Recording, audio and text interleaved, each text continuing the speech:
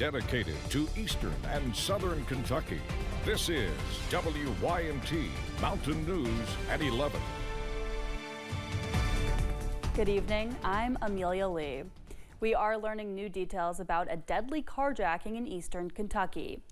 Tracy Clemens died August 10th after police say Michael Edwards was in the process of stealing her truck and she held on, falling to her death. We've learned that Edwards was on supervised parole and was a convicted felon. A deputy testified of the charges in court this morning. This is a community is still reeling from the violence at Jackson County Convenience Station. Phil Pendleton has more. A jar is collecting money for Tracy Clemens' family in the Anvil T-Mart. That's where on August 10th, the 52-year-old died trying to stop a man from stealing her truck. But it was shocking, you know, because that don't happen around here. People are still coming to grips with the violence. The deputy sheriff told a packed courtroom of how Clemens ran out of the store and tried to stop Michael Edwards' actions. Tracy Clemens cannot hold on any farther, and she subsequently drops to the ground at the exact time that the driver's side rear tire runs over.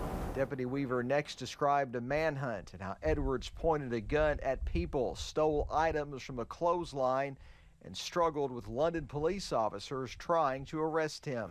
He refused multiple commands to drop the weapon that he had and to stop resisting arrest, and after a brief struggle, he was placed under arrest. Edwards is a convicted felon, and the Department of Corrections provided 160 pages of records from his time in prison. He was on supervised release that was not supposed to end until November.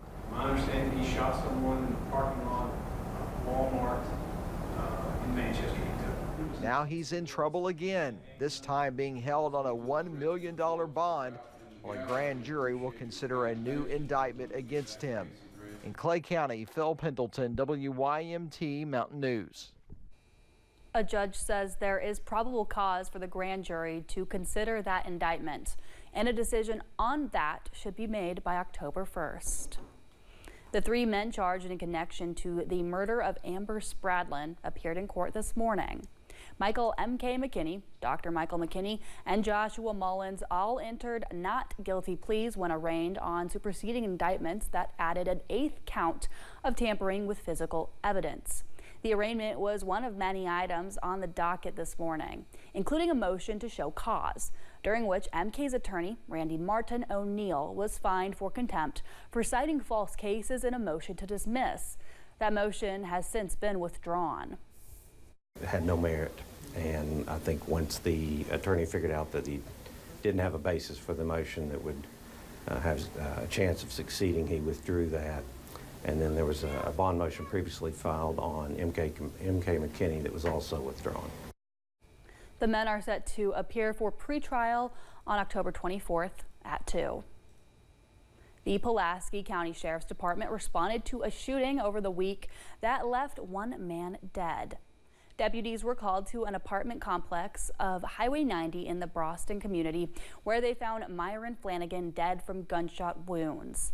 Deputies arrested Kevin Jurgowski, and he is currently being held at the Pulaski County Detention Center.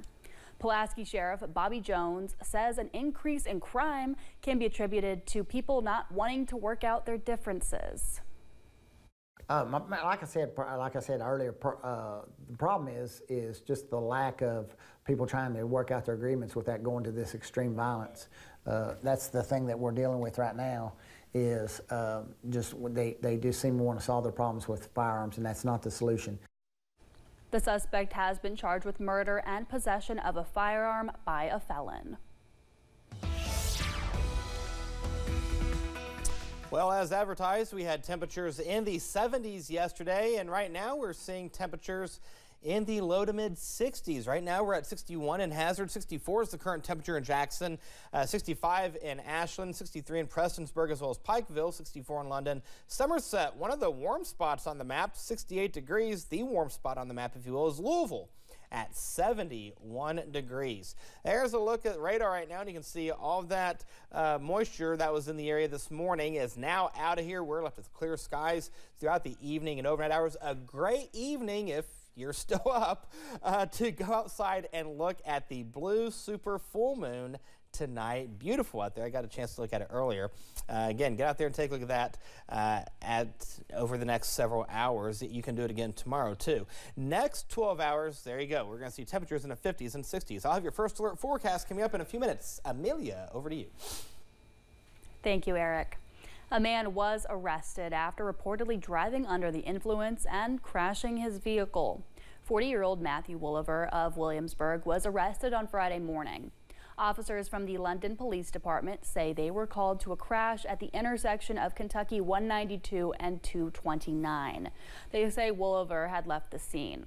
He was found and arrested. Now charges are facing of leaving the scene of an accident and driving under the influence. The Whitley County Sheriff's Office is looking for one man who they say has an active felony warrant for his arrest. According to a Facebook post, Travis Canada has a warrant after a domestic violence-related assault on Sunday in the Rockhold community. Officials say they do not know where he is. Anyone with information on where he might be is asked to contact the Whitley County Sheriff's Department. We now have an update about a missing man out of Laurel County. Officials with the Sheriff's Office say 60-year-old Joseph Sherman has been found safe. Multiple dogs who were recently rescued from a hoarding situation in Girard County are still in need of help. It's been more than 1 week since the Sheriff's Office arrested David Kirkpatrick on 62 counts of animal cruelty. Anita Spretzer with Paws for the Cause has been helping animals for as long as she can remember, but the job does not get any easier. The organization has stepped up to help Girard County's animal shelter during the Kirkpatrick case. We have a lot of people that believe in what we're doing and in our mission, and they come on board and we get the support we need. Right now, Paws for the Cause is looking after 4 dogs. 2 were rescued from the Kirkpatrick case, including Kira and another 5-month-old husky. Perry County was ranked 4th in the nation for access to health care.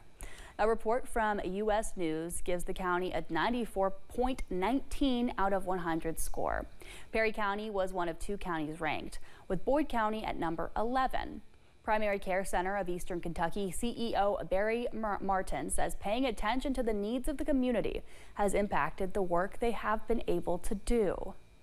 We've always been attentive to the needs of our communities, to the point where at times, like during COVID, we had people from outside this area coming for COVID testing and COVID treatments.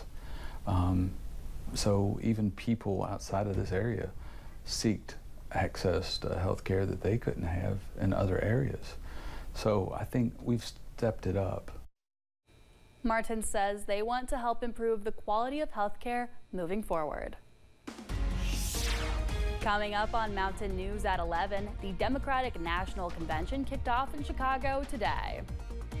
And in the world of weather, we're seeing temperatures right now in the 60s. The fall-like weather will continue, but how long will it last? I'll have the answer in the first alert forecast in a few minutes. Stay with us.